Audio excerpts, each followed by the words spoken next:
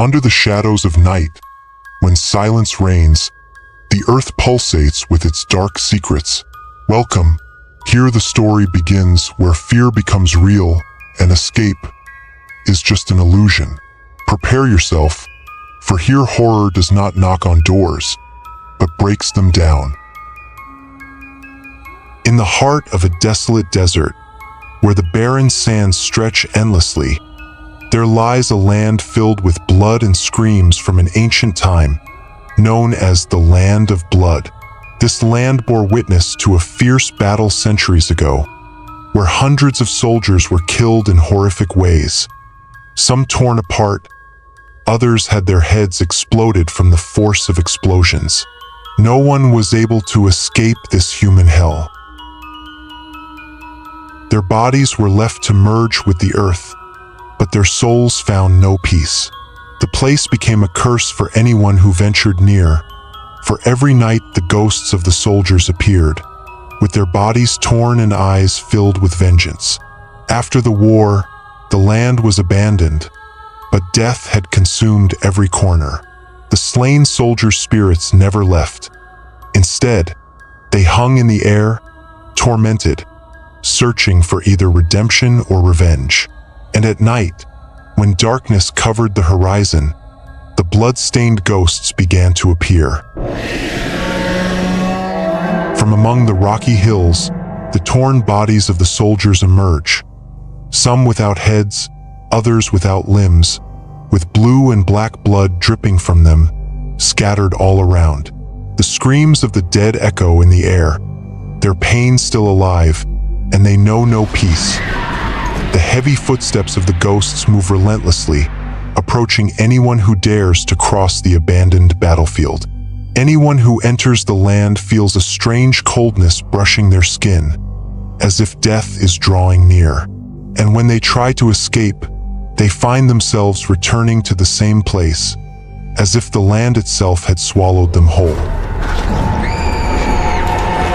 One dark night, a team of explorers decided to enter the Land of Blood after hearing rumors about a treasure buried there. There were 5 of them: Chris, the ambitious leader; Helen, the curious researcher; George, the photographer obsessed with the strange; Lucas, the expert in legends; and Emily, the young girl who came despite everyone's warnings. When they reached the cursed land in the dead of night, the sky was heavy with thick clouds, shutting off any glimmer of light. With every step they took, the wind carried mysterious whispers, as if the breaths of the dead were rising from the depths of the earth. They felt cold breaths touching their skin, and shadows moved at the corner of their eyes, silently watching them with an unsettling, eerie presence. The angry spirits watched them from afar, as if they held onto every drop of pain spilled on that land, waiting for the right moment to unleash their torment. Everything around them seemed to pulse with a strange feeling, as if the land itself was breathing, moving, and harboring a dark fate for them with no hope of escape. Suddenly, they heard a terrifying scream tearing through the silence from behind them. They turned in fright to find a transparent body of a soldier, his limbs torn apart, staggering and walking aimlessly, leaving behind real bloodstains that merged with the sand as if the earth devoured them hungrily. One of the soldiers approached, his body torn at the waist, holding his head in his other hand as a gruesome reminder of a death beyond description. He moved towards Chris, and in his eyes were flashes of rage and sorrow, appearing ghostly. The soldier let out a deafening scream, like shards of glass shattering in their ears.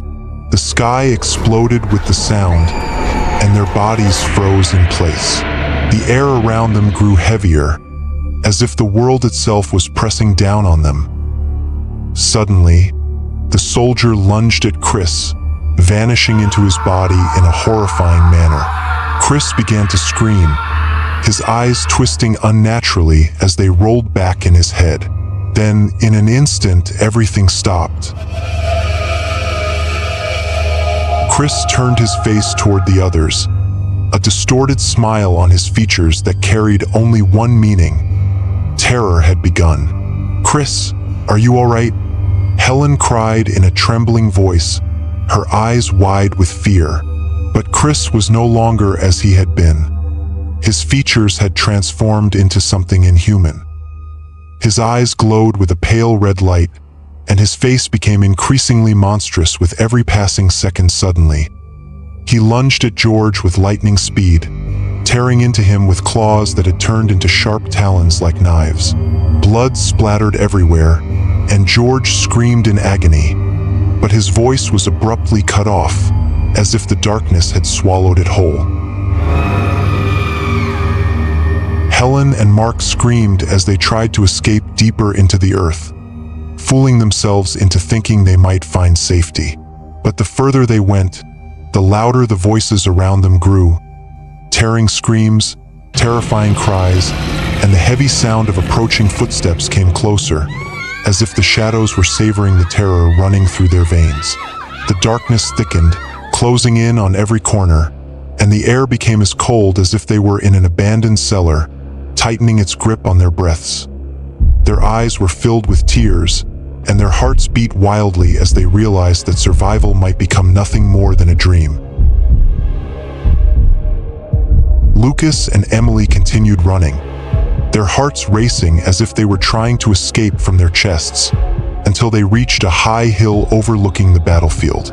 There, in the silence of the darkness, they saw a massive shadow rising like a towering mountain.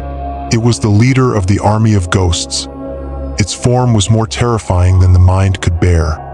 Half of its head was disfigured, and its eyes burned with the shine of blood, as if they were pools of death and agony. It raised its torn sword high and let out a scream that split the sky in an incomprehensible language. Yet its echo carried meanings of rage and sorrow that no human could withstand. In an instant, the ghostly soldiers began to gather around them, a circle of shadows and terrifying melodies closing in from every direction. They carried their ancient weapons, covered in the rust of time, and with slow movements, they began to thrust these weapons into their own bodies. It was a horrifying sight, as if they were reenacting the scenes of their tortured deaths. But the greatest horror lay in the blood that spilled from their wounds. It wasn't ordinary blood. It moved across the ground, crawling like a living creature with intent, slithering greedily toward Emily and Lucas. The blood began to form strange shapes, hands and faces trying to grasp them. The sounds around them intensified, the cries and wails closing in, and the cold seeped into their bones. "Don't let it touch you," Lucas screamed as he grabbed Emily's hand, trying to pull her away and run. But the blood was faster, crawling between the rocks like a serpent wrapped in darkness. In the final moment, Lucas tried to defend Emily, waving a stick he had picked up from the ground as if it were a weapon capable of warding off the terror. But little did he know, the very earth beneath them had become their enemy. Behind him, transparent bodies of soldiers whose limbs were torn apart gathered, their eyes filled with defiance and anger. They moved slowly, as if a cold hand had gripped his body and sunk its claws into his flesh. Their fingers became like knives, carving through his blood. His scream was met by a suffocating silence in the gaps, and his eyes trembled in an unbearable terror. From above, Lucas' body was torn apart between the shadows, which pounced on him with hunger and rage, tearing him into pieces. Every shard of his flesh became part of this cursed land. As for Emily, she remained alone, trapped in a circle of ghostly soldiers. Each one took a step closer, their ancient weapons glowing with a mysterious light, resembling blood. Emily let out one final scream, a scream that filled the horizon and pierced the stillness of the night, before a complete silence enveloped everything. That silence carried fear, as if the earth itself bore witness that anyone who entered here could not escape death. following morning, search parties moved across the land of terror, and on the sand stained with the blood of the past, George's camera was found partially buried. When it was retrieved and the footage was shown, everyone witnessed a nightmare captured on film. The ghosts appeared clearly, their torn and mangled bodies ready to pounce on the group, and the sound of their screams was filled with centuries of suffering. The last scene, undoubtedly, was the most terrifying. A small girl walking among the ghosts, her eyes burning with red flames, looking directly at the camera. Her gaze defied life itself, as if she had become part of the army of the crazed dead. Since that day, no one dared approach the land of blood. It was left to darkness and tragedy, where every night turned into a new slaughter. And whenever another adventurer fell into the trap of terror, the army of the dead grew in number, until the land became an enigma no one could unravel, and those who tried met the same fate as the others.